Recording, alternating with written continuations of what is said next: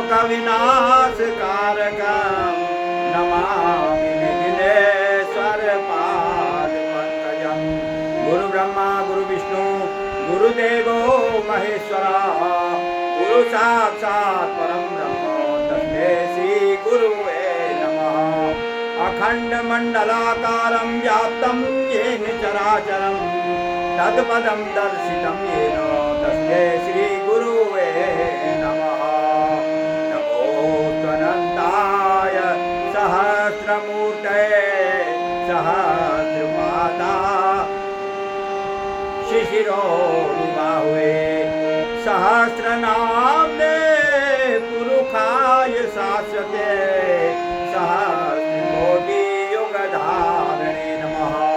या कुन्देन्दुतुषारहार धवला या शुभ्रवस्त्रावृता या वीणावरदण्डमण्डितकरा या सेतुपद्मासना या ब्रह्माच्युत शङ्कर प्रभृतिभिर्देवैः सदा वन्दिता सा मां पातु सरस्वती भगवती निशेषजाड्यापहा। वासुदेवसुतं देवं कंसचाणूरमर्दनं देवकी परमानन्दं कृष्णं वन्दे जगद्गुरुं। बोलो पुरुषोत्तम भगवान की जय। श्री गणेशाय नमः। श्री गुरु चरण कमलेभ्यो नमः। श्री महासरस्वती देवीभ्यो नमः। श्री गोपी जन वल्लभाय नमः। बोलो पुरुषोत्तम भगवान की जय। मित्रों नमस्कार। मैं आप लोगों को पुरुषोत्तम मास महात्म्य की कथा आप लोगों तक पहुंचाने का प्रयास कर रहा हूं। कल 12वें अध्याय में बद्रीनारायण जी नारद जी को दृढ़धन्वा राजा के बारे में बताते हैं कि किस प्रकार उन्होंने पुरुषोत्तम मास का सेवन करके प्रचुर लक्ष्मी धन धान्य राज्य पुत्र पौत्र की प्राप्ति की और अंत में वह गोलोक धाम को सिधारे। तब नारद जी वही सूत जी को भी शौनकादि सहित 88 सहस्त्र ऋषेश्वरों को यह कथा सुना रहे थे। तब ऋषेश्वरों ने जिज्ञासावश फिर सूत जी से पूछा कि दृढ़धन्वा राजा की पूरी कथा सुनाइए। और वही प्रश्न नारद जी ने भी भगवान बद्रीनारायण से पूछा। तब सूत जी ऋषेश्वरों को दृढ़धन्वा की क्या कथा बताते हैं और नारद जी को बद्रीनारायण क्या कथा बताते हैं, यही मैं आपको आज 13वें अध्याय में सुनाता हूँ। अथ त्रयोदशो अध्यायः।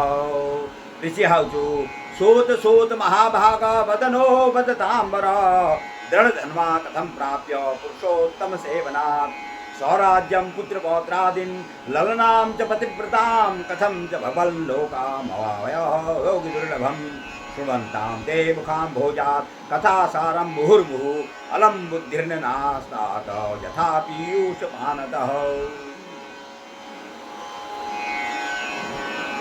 तब ऋषियों ने सूत जी से प्रश्न किया कि हे सूत जी, हे महाभाग्यशाली, हे प्रवचनकर्ताओं में श्रेष्ठ पुरुषोत्तम मास की आराधना करने से दृढ़धन्वा ने कैसे सुंदर साम्राज्य, पतिव्रता नारी, पुत्र पौत्रादि को पाया और किस प्रकार भगवान के गोलोक धाम को प्राप्त किया, जो बड़े बड़े योगियों को भी दुर्लभ है। हे तात, आपके मुख कमल से निरंतर कथासार सुनते सुनते हम लोगों को उसी प्रकार तृप्ति नहीं हो रही है जिस प्रकार बार बार अमृत पान करने वालों को कभी भी तृप्ति नहीं होती। अब प्राचीन उपाख्यान को विस्तार पूर्वक कहिए। हमारे भाग्य के बल से ही विधाता ने आपको हमारे पास भेजा है, हमें आपका दर्शन दिलाया है।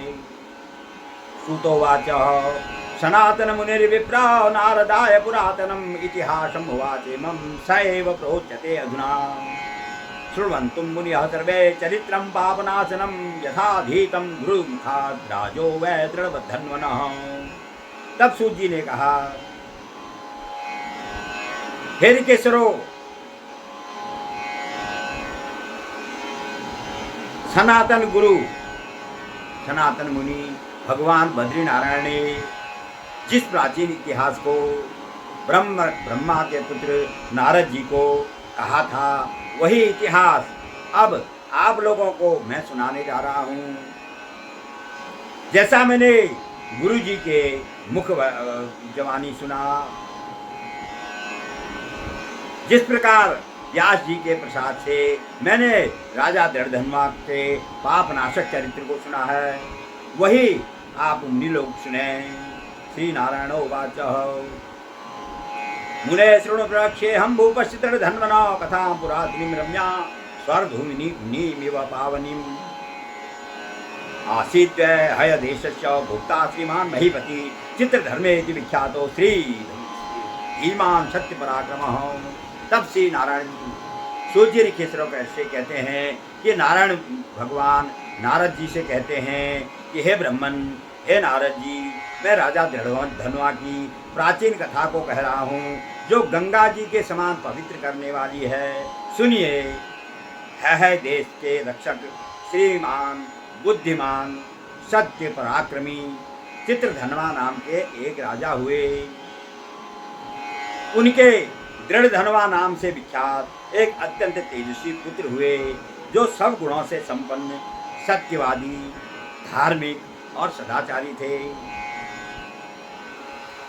उनकी आंखें विशाल कान तक फैली हुई थी, चौड़ी छाती और लंबी भुजाएं थी। वह महातेजस्वी अपने विविध गुणों के साथ दिन प्रतिदिन बढ़ने लगे।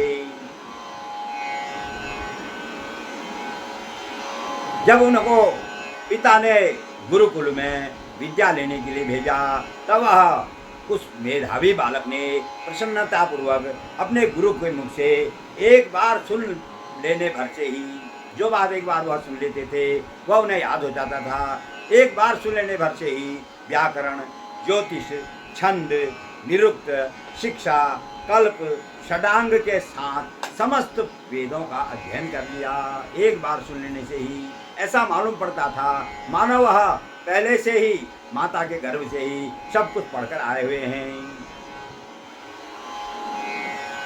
फिर उसके बाद जब उनकी विद्या संपूर्ण हुई तो गुरु जी को गुरु दक्षिणा देकर, गुरु जी की विधिवत पूजा कर, उनकी आज्ञा लेकर बुद्धिमान राजकुमार दृढ़धनुमा अपने पिता चित्रधनुमा की नगरी को गए। उन्हें देखकर उनकी राजधानी में रहने वाले सभी वर्णों के लोगों के नेत्र जुड़ा गए। जुड़ाना का मतलब अटक देखते रह गए, उनको टकटकी लगाकर देखते रह गए। इतने विद्वान, इतने गुणवान, इतने रूपवान उस किशोर पुत्र को देखकर वह बहुत प्रसन्न हुए। राजा चित्रधर्मा भी अपने सुयोग्य राजकुमार को देखकर बड़े प्रसन्न हुए, क्योंकि राजकुमार युवक थे, समस्त धर्मों के ज्ञाता थे और प्रजा का पालन करने में समर्थ हो गए थे। युवावस्था, युवक अवस्था, किशोर अवस्था होती है। सबसे पहले जब बच्चा पैदा होता है तो उसकी शैशव अवस्था होती है, वह शिशु कहा जाता है। कुछ भी कर देता है और सब माफ होता है। पैजामा में भी शिशु कर देता है, इसलिए उसका नाम शिशु पड़ा। टट्टी पिशाब कपड़ों में ही कर देता है। 7 वर्ष तक उसकी शिशु अवस्था होती है। उसके बाद 7 से 14, दूसरे 7 वर्ष, 14 साल तक उसकी बाल अवस्था होती है। वह बालक करता है, खेलता है, खाता है, कोई चिंता उसकी नहीं होती है। बचपन हर गम से बेगाना होता है, किसी बात की कोई चिंता नहीं, निश्चिंत होकर सब कुछ करता है। उसके बाद 14 साल से 21 साल तक, तीसरा जो 7 साल है, यह किशोर अवस्था होती है। इस अवस्था में बच्चा थोड़ा बहुत स्वच्छंद होने लगता है, अपने माता पिता से नजरें चुराने लगता है, इधर उधर जाने की कोशिश करता है। यह अवस्था सबसे ज़्यादा संवेदनशील होती है। इस अवस्था में बालक को अगर संभाल लिया तो वह बालक आगे चलकर बहुत अच्छे चरित्र वाला होता है। और इस अवस्था में अगर वह बालक भटक गया तो वह बालक बिगड़ जाता है। यही अवस्था 14 से 21, वैसे टीन एज कहते हैं, टीन एज। इस अवस्था में वह किशोर, उसका बालक, उस राजा का बालक विद्वान था, सब ये तो धर्मों का ज्ञाता था और राज्य को संभालने के योग्य होता था। ऐसा पुत्र जिस पिता का हो जाता है, वह पिता, उसकी छाती चौड़ी हो जाती है और वह उसके बराबर उसके दुनिया में, उसके लिए उससे बड़ा और सुख कोई नहीं होता है। सारे विदेशियों ने षड्यंत्र किया है भारत में। इस अवस्था में मनुष्य की 3 चीजों को बिगाड़ दो तो मनुष्य का पतन हो जाता है। नंबर 1, खान पान। आजकल इस अवस्था के बच्चों को घर का खाना अच्छा नहीं लगता, डब्बा बंद, पैक, सड़ा गला, बाहर से मंगा के खाते हैं। ये सब विदेशी षड्यंत्र है। मदिरा पान करवाना, इस अवस्था में मदिरा पान करता है बच्चा। दूसरा है उसकी भाषा बिगाड़ दो। अपनी भाषा बोलने में उन्हें शर्म लगती है, हिंदी बोलने में, संस्कृत बोलने में उन्हें शर्म लगती है, अंग्रेजी टिप टिप बोलते हैं। भगवान तो संस्कृत के श्लोकों से प्रसन्न होते हैं, हिंदी की बोलने से प्रसन्न होते हैं, अंग्रेजी बोलने से भगवान, हिंदुस्तान के भगवान प्रसन्न नहीं होते हैं। भाषा बिगाड़ दो। तीसरा वेश बिगाड़ दो। पहला खान पान बिगाड़ दो, दूसरा भाषा बिगाड़ दो, तीसरा देश बिगाड़ दो। उस देश पर फिर शत्रु सेना लेकर आक्रमण करने की जरूरत नहीं है। ये पीढ़ी अगर बिगड़ गई तो उस देश का नाश।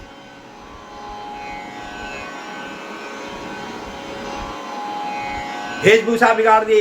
फटी जीन्स पहन रहे हैं, करोड़पति आदमी हैं, टल्ली लगे हुए कपड़े पहन रहे हैं, कोई इधर से फटा हुआ है, कोई इधर से फटा हुआ है, जीन्स से ऐसा पकड़ भेष बना रखा है। अपना जो सनातन वेश है, धोती कुर्ता, तिलक लगाने में शर्म लगती है। तो यही अवस्था होती है जिसमें बच्चा अपने धर्म में आ जाए या बिगड़ जाए, यही अवस्था होती है। इसी अवस्था में जब उस राजा दर्दधनवा राज्य संभालने के योग्य हो गए, तब राजा दर्दधनवा को बहुत प्रसन्नता हुई। राजा चित्रधर्मा को बहुत प्रसन्नता हुई। इस असार संसार में इससे बढ़कर और कौन सुख हो सकता है? इससे बड़ा और कोई सुख नहीं है। 6 सुख जो है नीति संग्रह में कहे गए हैं।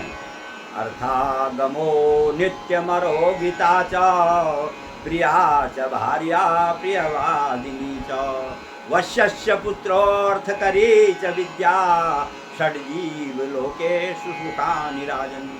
अर्थागमो, रोज धन का आगमन हो रहा हो, नित्य आरोग्यता हो, शरीर में कोई रोग ना हो, दूसरा सुख। तीसरा, पत्नी प्रिय बोलने वाली हो और प्यार करने वाली हो। चौथा सुख है बेटा आज्ञाकारी हो, वश्यस्य पुत्र हो। और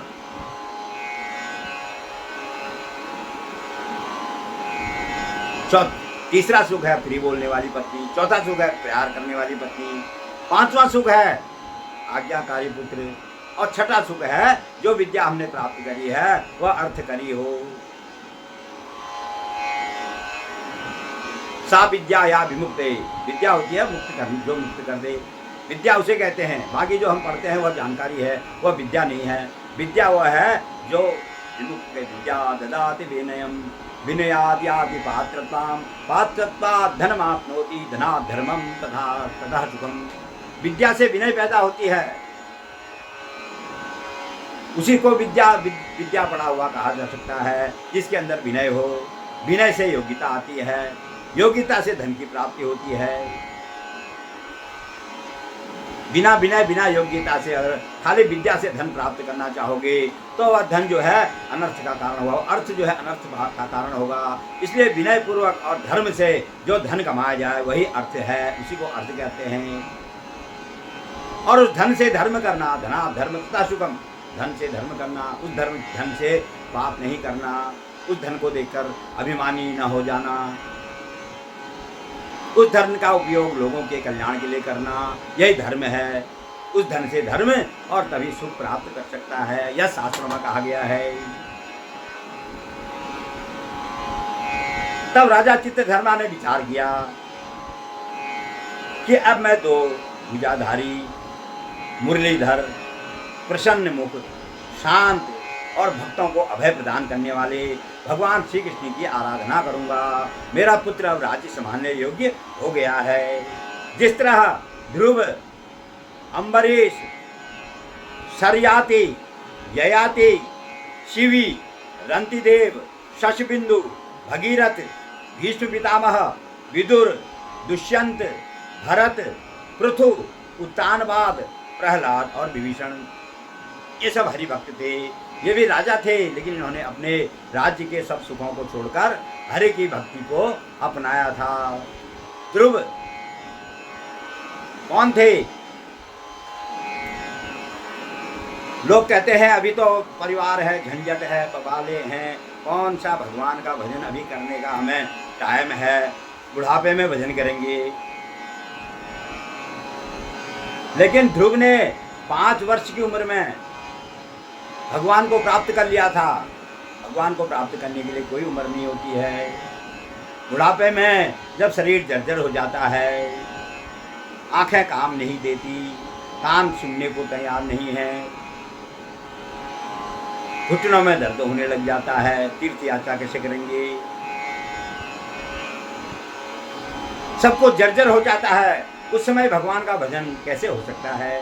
भगवान का भजन तो जब आप बचपन से ही अभ्यास करोगे धीरे धीरे, तभी भगवान का भजन हो पाएगा। लोग कहते हैं बुढ़ापे में करेंगे, अभी तो नाना जंजाल हैं। लेकिन ध्रुव ने 5 वर्ष की उम्र में ही ईश्वर को प्राप्त कर लिया था। उस ध्रुव की कथा में थोड़ी बहुत आपको संक्षेप में सुनाता हूँ।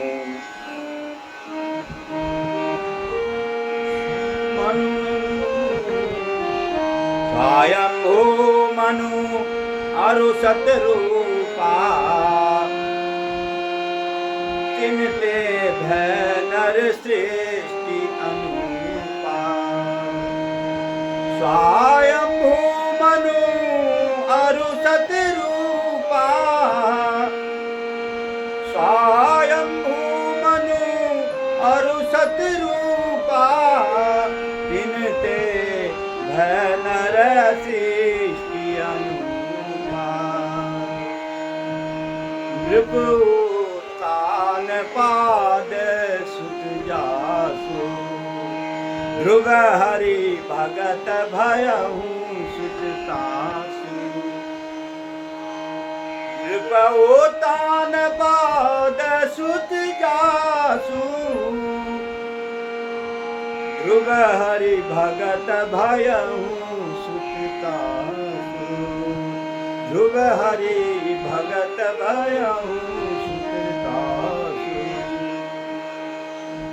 स्वयंभू मनु थे और शत्रुवा, जिन्होंने तपस्या करके भगवान की अगले जन्म में भगवान को मेरे घर हमारे यहाँ पुत्र के रूप में जन्म लोगे, वही दशरथ कौशल्या हुए थे। तब उनके एक पुत्र थे जिनका नाम था उत्तानपाद। उत्तानपाद क्या है? हम सब लोग उत्तानपादी हैं। उत्तानपाद का मतलब जिसका सिर नीचे होता है, पैर ऊपर होते हैं। जब मनुष्य पैदा होता है तो उसका सिर नीचे होता है और पैर ऊपर होते हैं। तो हर मनुष्य की तरह सबसे पहला मनुष्य संसार में मनु थे, स्वयंभू। उनको उनके माता पिता कोई नहीं थे, स्वयंभू मनु थे वो। तो ब्रह्मा जी ने पैदा किए थे, उन्हीं से हम मनुष्य बने, उन मनु की ही हम संतान हैं। उसके बाद अनेक मनवंतरों में अनेक मनु हुए, लेकिन सबसे पहले मनु स्वयंभू मनु हुए। आजकल वैवस्वत मनु चल रहे हैं। वैवस्वत का मतलब सूर्य भगवान के पुत्र, लेकिन वो स्वयंभू थे। उनके पुत्र हुए थे उत्तानपाद। वही पहला मनुष्य इस संसार में हुआ था। तो हर मनुष्य उत्तानपाद है। उनकी 2 रानियां थी।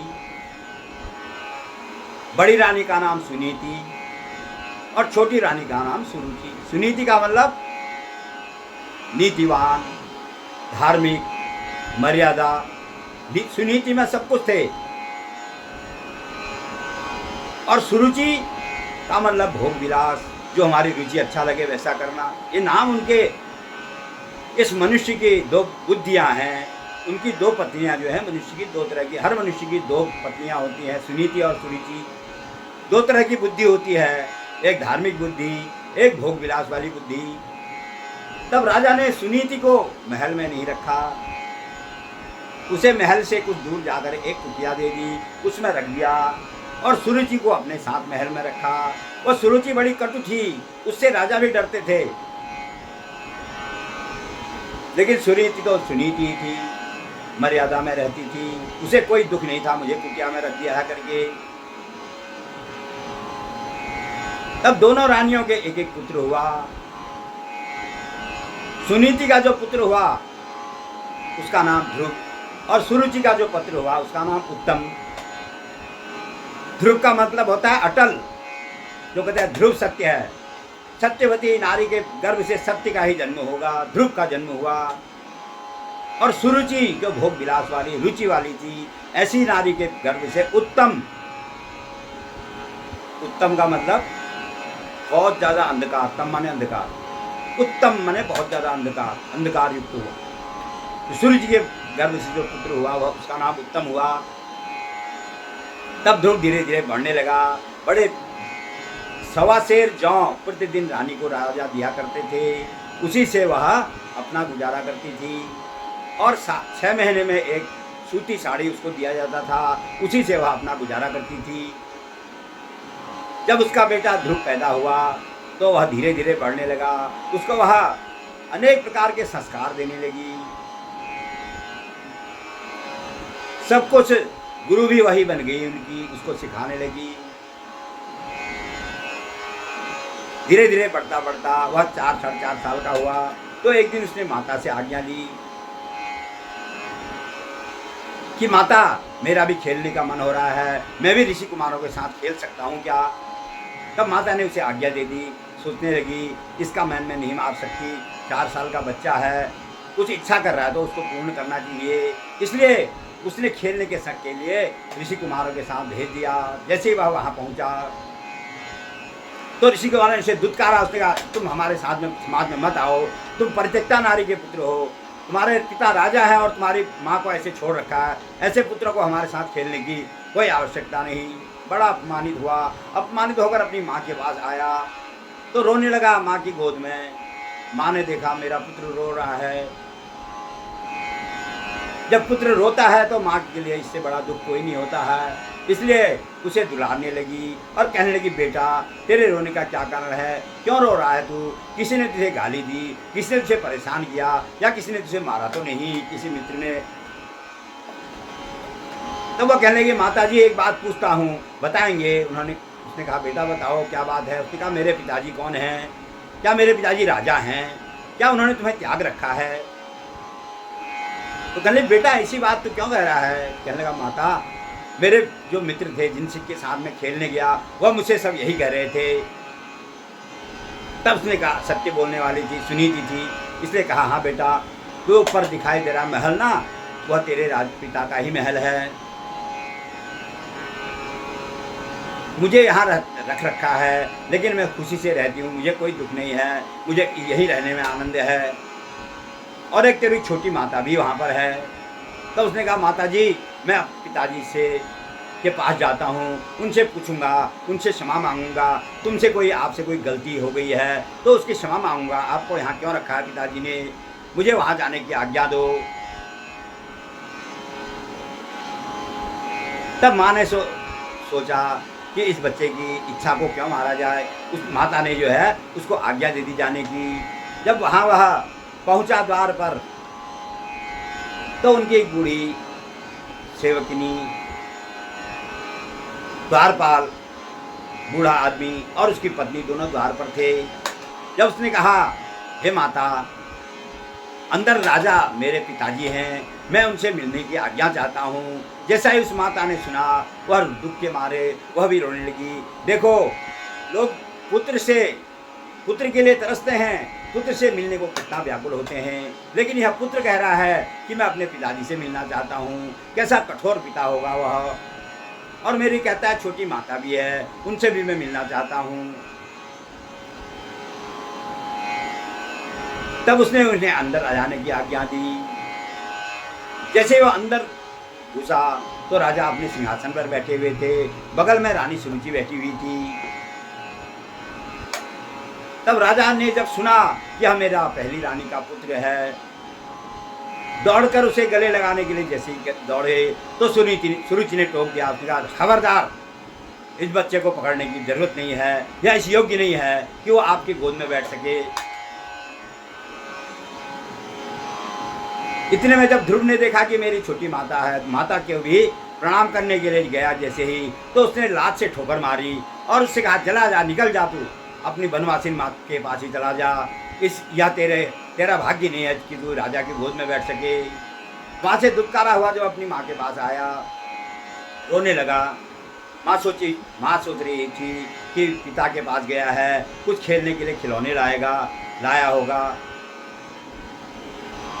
लेकिन बच्चा जब रोता हुआ आया तब उसने सारी बात अपनी माँ को बताई। उसने कहा, माता, पिता के गोद में मेरी छोटी माता ने मुझे नहीं बैठने दिया।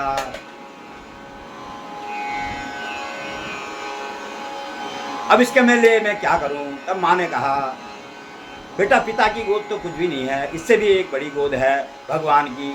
आप उनकी गोद में बैठोगे, उनका भजन करो, उनका कीर्तन करो। तब बेटा कहने लगा, माता, आप वैसे ही दुखी हो, एक सवा से जो मैं अपना गुजारा करती हो, एक सूती धोती 6 महीने में जब वह फट जाती थी तो उसी का लंगोट वगैरह, चोली वगैरह उस ध्रुव के लिए भी बनाती थी वह। इसमें तुम गुजारा करती हो, यहाँ रहकर भजन नहीं हो सकता, इसलिए मैं वन में जाता हूँ, भगवान की तपस्या करता हूँ, उनको प्राप्त करता हूँ। सुनीति ने ध्रुव को रोका नहीं। उसने कहा, जाओ बेटा। लेकिन मन उसका भी बहुत दुखी हो रहा था कि भयानक जंगल में जहाँ सिंह रहते हैं, अजगर रहते हैं, बड़े बड़े हिंसक जंगली जानवर रहते हैं, यह छोटा 5 साल का बच्चा किस प्रकार उस वन में रह सकेगा। चला गया, माता को प्रणाम किया, माता की आज्ञा ली और वन में तपस्या करने के लिए निकल गया। माता भी जब तक ध्रुव दिखाई दे रहा था टकटकी लगाकर उसे देखती रही, और जब ध्रुव आंखों से ओझल हो गया तो माता कमरे में आकर रोने लगी और अपने भाग्य के सहारे अपना जीवन बिताने लगी।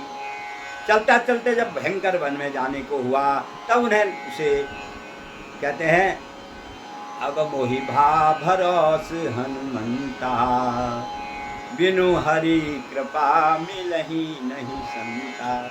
हरि की कृपा उसके ऊपर थी और उसे संत मिल गए, नारद जी मिल गए। नारद जी ने कहा, बेटा, इतना छोटा बच्चा तू इस जंगल में कहाँ जा रहा है? तो कहने लगा, मुझे भगवान की गोद में बैठना है, मुझे भगवान को प्राप्त करना है, मैं वहीं जा रहा हूँ।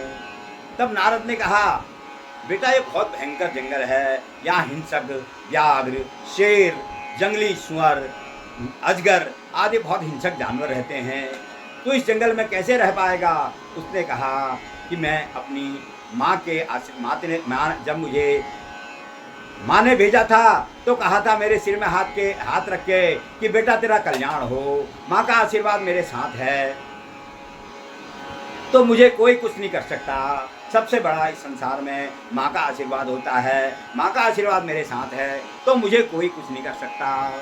तब नारद जी को उसके ऊपर दया आई।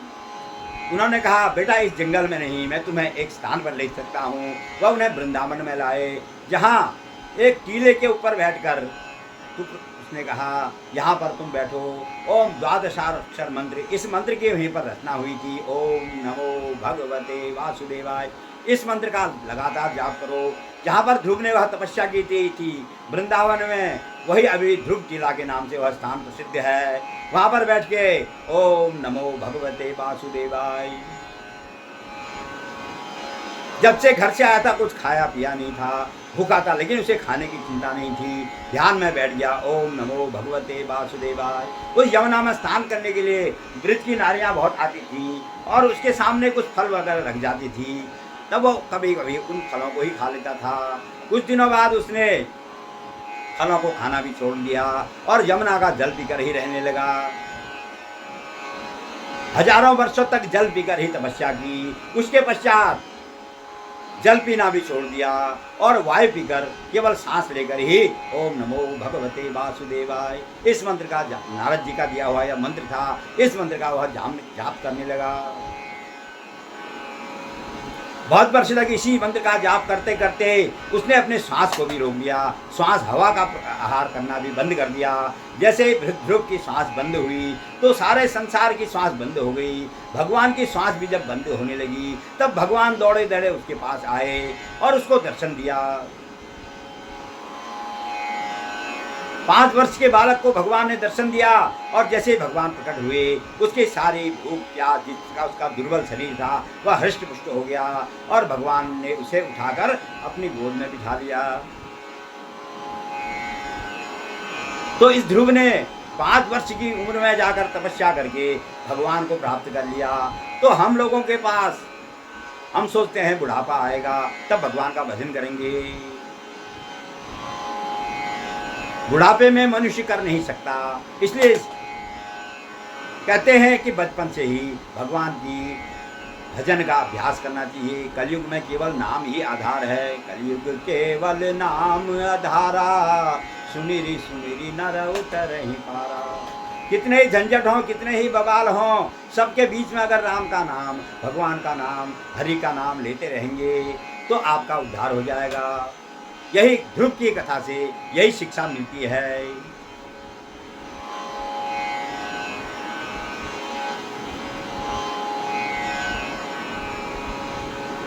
तब वह सोचता है जिस प्रकार इन लोगों ने तपस्या करके भगवान को प्राप्त किया था राजाओं ने, उसी प्रकार मैं भी रानी, महल और राजकुमार आदि को छोड़कर वन में राजकुमार, धन धान्य, राज महल रूपी ऐसा जो बंधन है इसको छोड़कर वन में जाकर हरि का भजन करूंगा।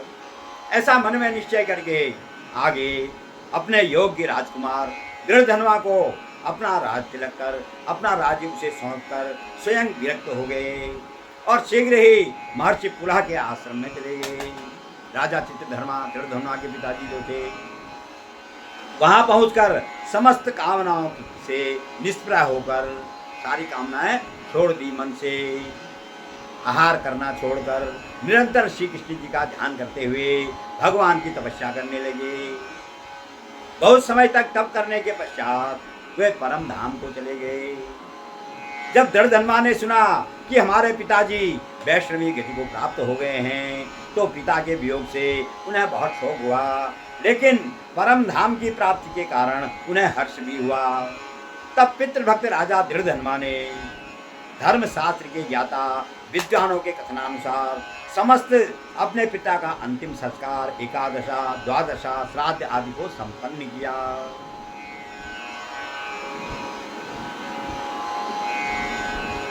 राजनीति के ज्ञाता राजा दृढ़धनवा अत्यंत सुंदर पवित्र पुष्करावर्तक नामक नगर में राज्य करने लगे। उनका विवाह हुआ तो गुण सुंदरी नाम की विदर्भ देश के राजा की कन्या के साथ उनका विवाह हुआ। समस्त पृथ्वी पर उस गुण सुंदरी के समान सौंदर्य वाली और कोई दूसरी महिला नहीं थी। तत्पश्चात रानी ने सुंदर, निपुण और सदाचारी 4 पुत्रों को जन्म दिया और संपूर्ण सुलक्षणों की यखान चारुमती नाम की एक कन्या को जन्म दिया।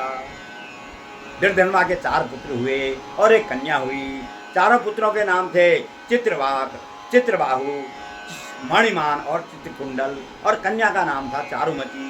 यह 5 उनकी संतानें हुई। वह उसके पुत्र भी सभी सूरवीर और अपने अपने नामों से पृथक पृथक विख्यात हुए। राजा दृढ़धनवा अपने गुणों से प्रसिद्ध हुए। वह शांत, इंद्रियों को वश में करने वाले, दृढ़वती, रूपवान, गुणवान, शूर, बहादुर शूर, लक्ष्मी से संपन्न, प्रकृति से सुंदर स्वभाव वाले। उनका प्रकृति जो थी सुंदर स्वभाव वाली प्रकृति थी। चारों वेदों, व्याकरण, ज्योतिष आदि 6 अंगों को जानने वाले थे। वाणी से सबको मोह लेने वाले थे। धनुर्विद्या में पारंगत थे। काम, क्रोध, लोभ, मोह, मात्सर्य रूपी जो 6 शत्रु हमने आपको बताए थे, षडूर्मी, काम, क्रोध, लोभ, मोह, मद और मात्सर्य, ये 6 उर्मी होती हैं, 6 शत्रु होते हैं हमारे। यह 6 दोष हमारे अंदर होते हैं, इन सभी शत्रुओं को भली भांति उन्होंने जीत लिया था और शत्रु संघ की हस्ती को मिटा देने वाले थे। वह क्षमा में पृथ्वी के समान थे। पृथ्वी जो है क्षमा में, पृथ्वी और नारी दोनों क्षमा में समान होती है, सहनशीलता में समान होती है। पृथ्वी पर हम खोदते हैं और उसमें बीज बोते हैं तो पृथ्वी अन्न देती है। उसको खोदते हैं, उसको कष्ट होता है, लेकिन फिर भी वह हमें अन्न देती है, क्षमा करती है। क्षमा में पृथ्वी के समान, गंभीरता में अथाह समुद्र के समान थे, समता में पितामह ब्रह्मा की भांति थे, प्रसन्न होने वालों में शिव जी के समान थे, एक पत्नी के साथ दाम्पत्य जीवन बिताने में भगवान राम के समान थे, अत्यंत भीषण पराक्रमशाली और सद्धर्म के पालन करने वालों में दूसरे सहस्त्रा अर्जुन है वंशी की कार्तवीर्य के समान थे। कार्तवीर्य इनके पुत्र थे, जिन्होंने पद्मिनी एकादशी का व्रत किया था, उनके पुत्र कार्तवीर्य हुए थे। श्री नारायण उवाच एकदा निशि सुप्तस्य चिन्तासीत् भूपते अहो यं वैभवः केन पुण्येन महता भवतः।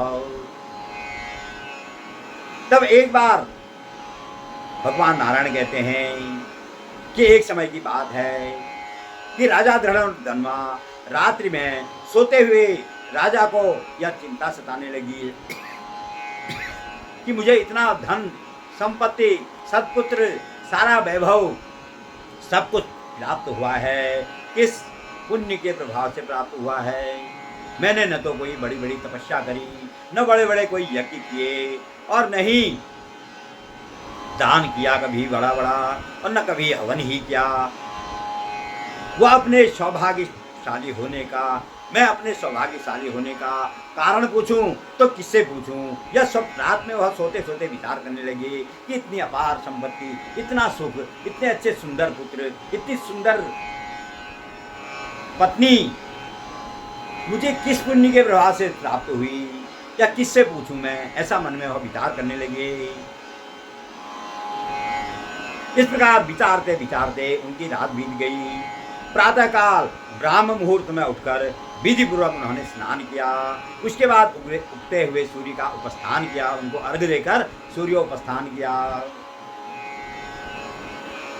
फिर भगवान की कलाओं का तर्पण किया, देवताओं का, ऋषियों का, मुनियों का, पुत्रों का, सबका तर्पण किया। उसके पश्चात देवाश्रम में जाकर, मंदिर में जाकर भगवान का पूजन किया। उसके बाद ब्राह्मणों को बहुत सारा दान दिया और उन्हें नमस्कार करके घोड़े पर सवार होकर शिकार के लिए चल दिए। उसी समय उसके बाद वह शिकार खेलने के लिए इच्छा से शीघ्र वन की ओर चले गए। वहां बहुत से मृगों, सुअरों, शेरों और नीलगायों का शिकार किया। अचानक उस राजा धृष्टद्युम्न के बाण से एक मृग घायल हो गया और तुरंत बाण से विदा होने पर भी बाण सहित ही वह उस वन से लापता हो गया। भागते भागते वह दूसरे वन में पहुंच गया। राजा भी जहां जहां खून टपका हुआ था उसकी राह में उस मृग के पीछे पीछे भाग गए, परंतु मृग किसी झाड़ी में छिप गया और राजा वन में भटकते रहे।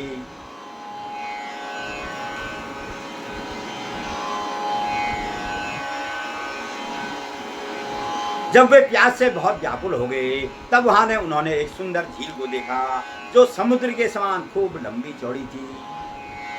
वह वहां गए और झटपट पानी पीकर उसके किनारे की ओर लौट आए। पानी पीकर अपनी प्यास बुझाई और अपनी थकान को दूर किया, और फिर उन्होंने वहां पर एक बहुत बड़ा विशाल बरगद का पेड़ देखा, बट वृक्ष देखा जिसकी छाया बहुत घनी थी। बट वृक्ष उस जंगल की छाता के समान लग रहा था, छत के समान लग रहा था, ऐसा फैला हुआ था और उसकी बड़ी घनी छाया हो रही थी। तब उसी की जड़ में उन्होंने घोड़े को बांधा और वहीं पर विश्राम करने बैठ गए। उसी समय वहां पर कहीं से एक सुंदर तोता आया। वह तोता राजा को मोहित करने वाली अतुलनीय मधुर मानवीय बोली में बोलने लगा, जैसे मनुष्य बोलते हैं उसी तरह मीठी मीठी वाणी में बोलने लगा। राजा दृढ़धनुआ को अकेले बैठे देखकर वह उन्हीं को संबोधित करता हुआ तोता एक ही सुंदर श्लोक को बार बार दोहराने लगा। विद्यमानातुल सुखा मालोक्यातीव भूतले न चिंतयसि तद्दं तं तत्कथं पारमेष्यसि। विद्यमानातुल सुखा मालोक्यावतीव भूतले न चिंतयसि तत्तं तं तत्कथं पारमेष्यसि। इस श्लोक को वह बार बार उस राजा से कहने लगा। इस श्लोक का मतलब है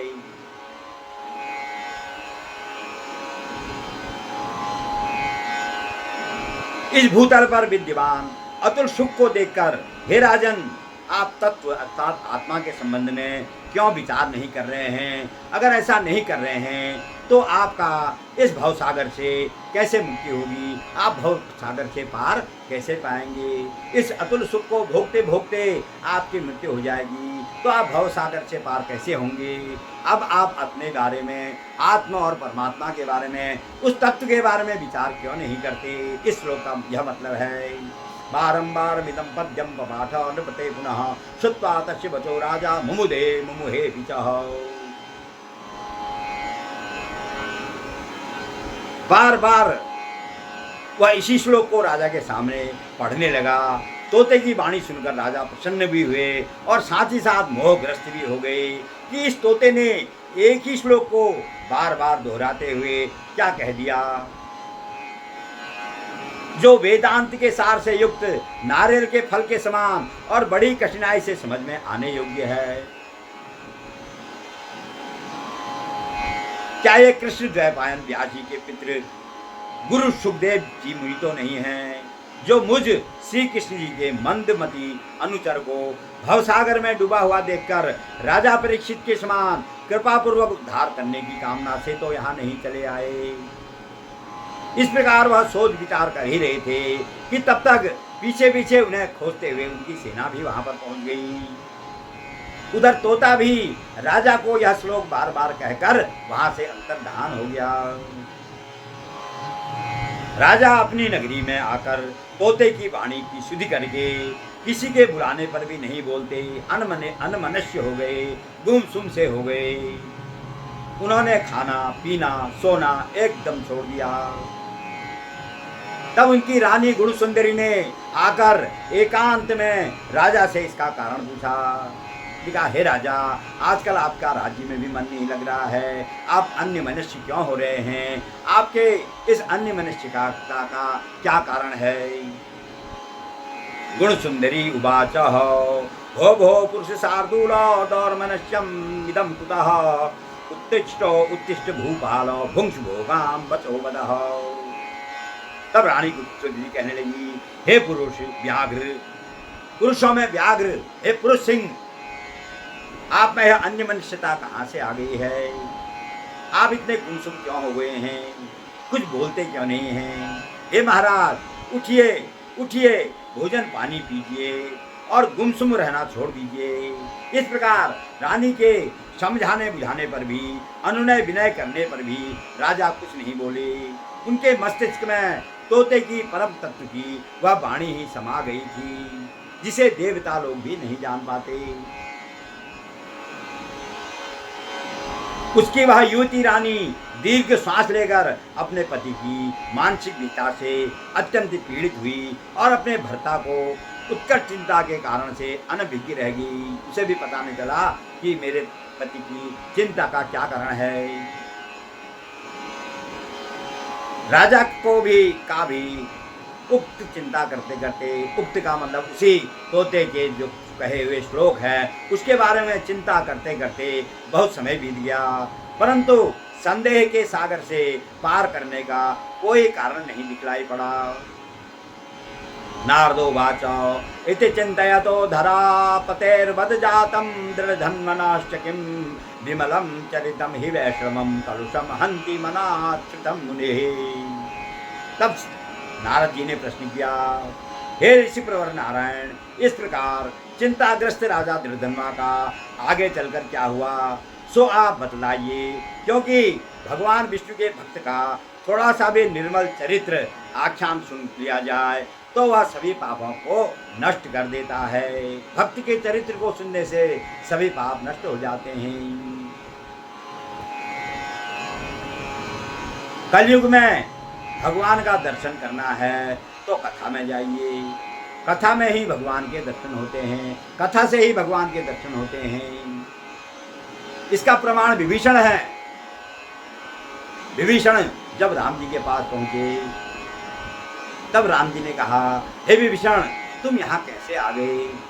तब कहते हैं, श्रवण सुजस सुनी आयहूं,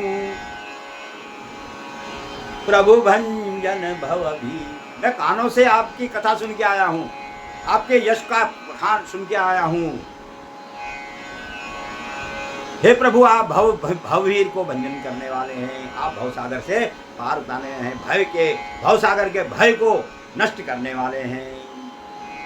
त्राहि त्राहि आरति हरन शरण सुखद रघुवीर। हे भगवान मेरी रक्षा कीजिए, मेरे दुख को हरने वाले, जिनके शरण में आने से मनुष्य सुखी हो जाता है, ऐसे रघुवीर भगवान मेरे ऊपर मेरी रक्षा कीजिए। तब भगवान कहने लगे, कहाँ सुनी कथा तुमने? लंका में कथा हो रही थी क्या?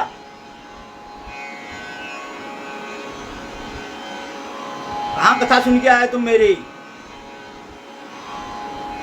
तब कहने लगे, आप ही के भक्त के मुँह से सुनी। तब हनुमंत कही सब राम कथा निज नाम, सुनत जुगल तन पुलक मन मगन सुमिरी गुणग्राम। हनुमान जी ने सुनाई, जब वहां आए थे सीता को खोजने के लिए, उस समय उन्होंने मुझे आपकी कथा सुनाई। उसी कथा को सुनकर मैं आपके दर्शन कर रहा हूँ। उसी कथा का प्रभाव है कि मुझे आपके दर्शन हो रहे हैं। इसलिए भगवान के दर्शन इस कलयुग में होने हैं तो कथा के प्रभाव से ही होने हैं, क्योंकि कथा सुनने से मनुष्य के अंदर जिज्ञासा होती है और कथा से ही पता चलता है कि भगवान कहाँ हैं। भगवान सबके हृदय में हैं, अपने हृदय में ही भगवान का दर्शन कर सकता है, और वैसे प्रत्यक्ष में भगवान का कोई दर्शन नहीं कर सकता है। भगवान का दर्शन करना है तो अपने हृदय में झांको, सबके हृदय में देखो, सब में आपको भगवान दिखेंगे। श्री राममय सब जग जानी, करहूं प्रणाम जोरी जुग पानी। सब में ही भगवान दिखेंगे आपको। अगर आपने कथा नहीं सुनी तो नहीं दिखेंगे, क्योंकि आपको जिज्ञासा नहीं होगी। ओम श्री बृहद नारदी पुराणे पुरुषोत्तम मास महात्म्ये श्री नारायण नारद संवादे दर्दधनोप्याख्याने मनः खेदो नाम त्रयोदशो अध्याय। बोलो पुरुषोत्तम भगवान की जय।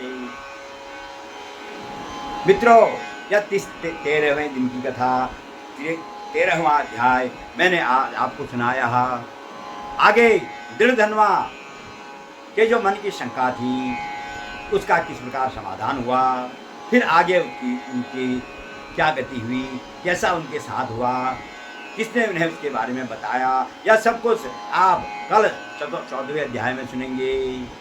मित्रों, रोज आप मेरी कथा सुने, पूरे 1 महीने तक यह सब क्या कहते हैं पुरुषोत्तम मास महात्म्य की कथा सुनने से आपको इस पुरुषोत्तम मास के महात्म्य का क्या महत्व है, भगवान की भक्ति का क्या महत्व है, यह सब आपको समझ में आ जाएगा। इसलिए इस कथा को कभी भी आप छोड़े मत, अवश्य रोज मेरी कथा को सुने। बोलो पुरुषोत्तम भगवान की जय। अब मैं आपको 4 श्लोक जो नित्य पठनीय हैं वह मैं आपको सुनाता हूँ। वंदे कृष्णम गुणातीतम गोविंदम एक अक्षरम अव्यक्तम नव्ययम व्यक्तम गोपुरेश विधायनम किशोर वयसम शांतम गोपीकांतम मनोहरम नवीन नीरदश्यामम कोटिकंदर्प सुंदरम वृंदावन वनाभ्यंते रासमंडल संस्थितम लसत्पीठपतम सौम्यं दिगंग ललितागतम रासेश्वरम रासवासम रासोल्लास समुत्सुकम दिग्गुजम मुरली हस्तम पीतवास समर्चुरम। बोलो पुरुषोत्तम भगवान की जय। इन 4 श्लोकों का नित्य पाठ करना चाहिए या सुनना चाहिए। मैं आपको नित्य सुना रहा हूँ इस पुरुषोत्तम मास में। इन 4 श्लोकों का नित्य सुनने से ही पुरुषोत्तम मास के संपूर्ण व्रत दान जब तब का फल मिल जाता है। बोलो पुरुषोत्तम भगवान की जय। आरती युगल किशोर की जय, राधे धन न्यौछावर की जय।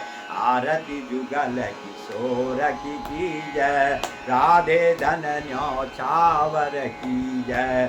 रवि शशि कोटि बदन की शोभा, ताहि निरखी मेरा मन लोभा।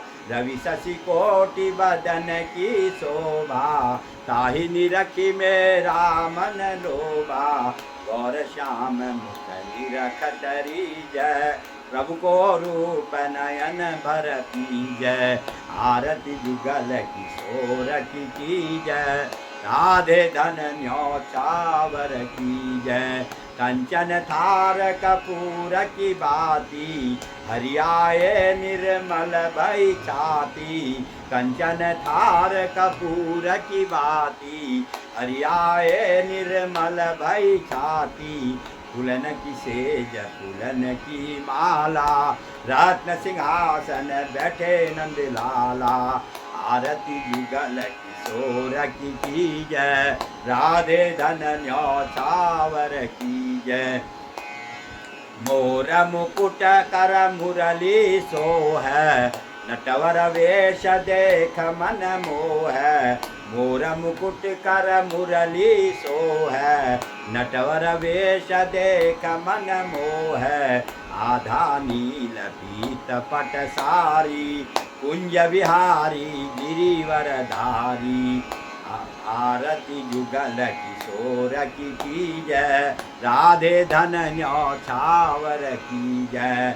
श्री पुरुषोत्तम गिरिवर धारी, आरती करत सकल ब्रज नारी।